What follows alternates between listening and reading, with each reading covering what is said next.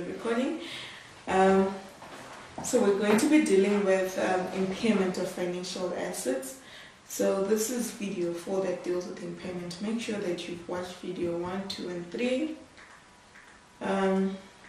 Syllabus scope, I hope you guys have referred to it. It's on my CAA, as well as looked at your scope for IAS 32 and IFRS 9, which is in your para 4 of IAS 32 and para 2.1 of IFRS 9.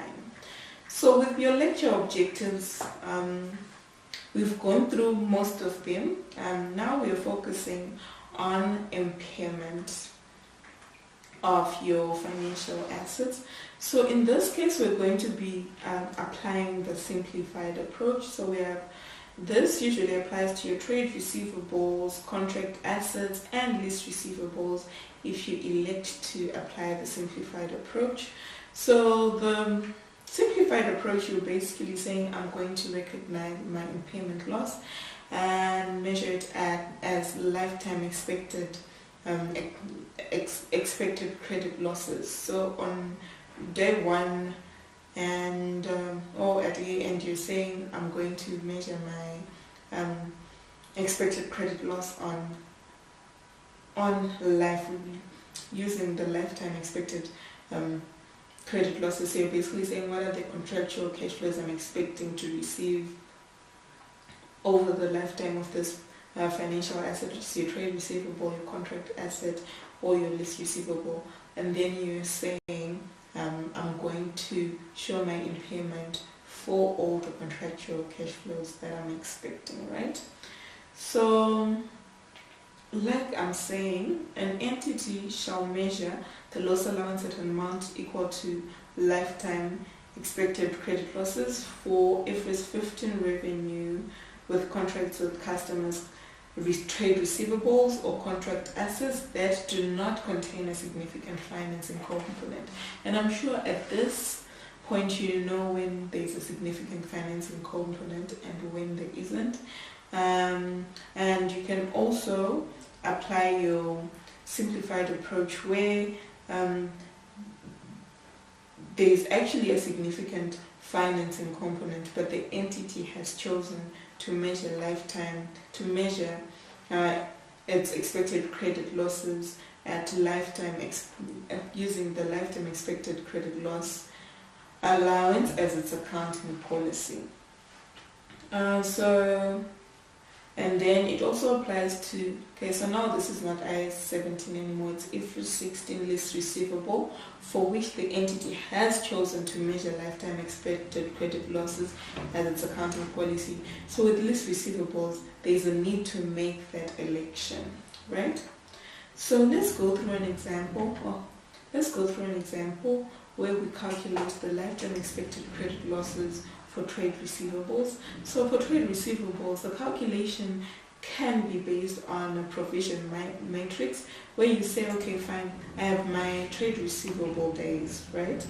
So I have trade receivables that are currently due, or 30 days past due, 61 to 90 days past due.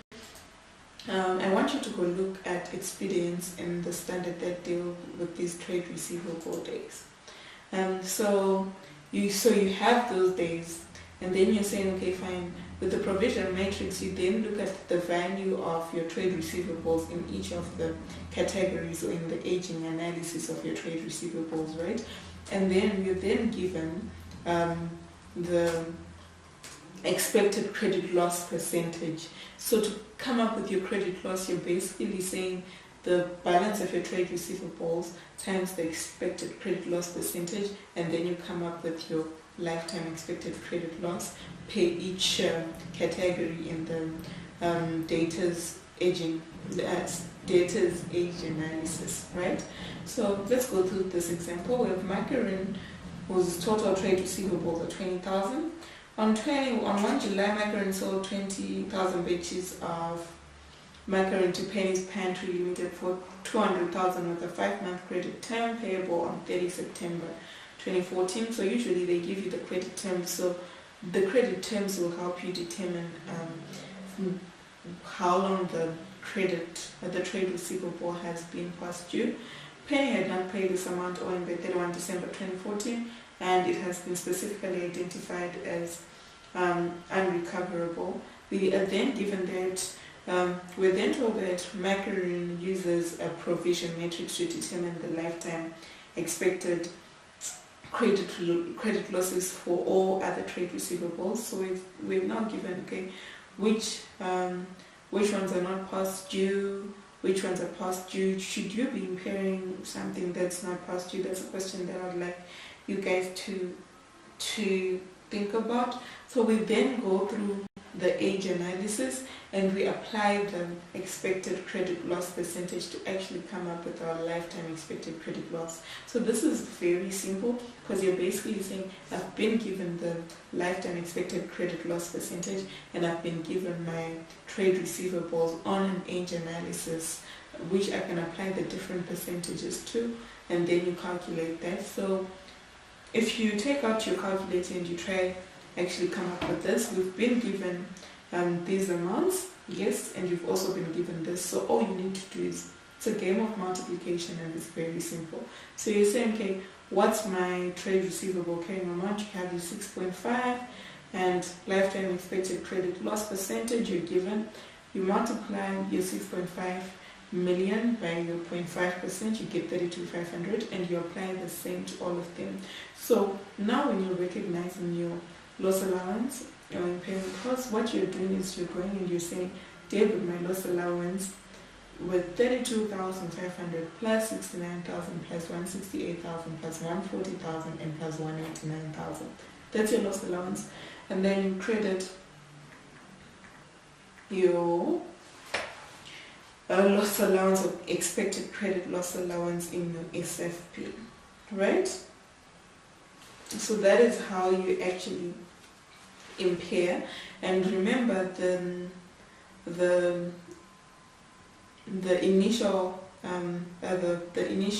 trade receivables of 300,000 that were saved are now unrecoverable, right? So if they're unrecoverable, you actually need to then write them off. You have your 300,000, then you credit your trade receivables.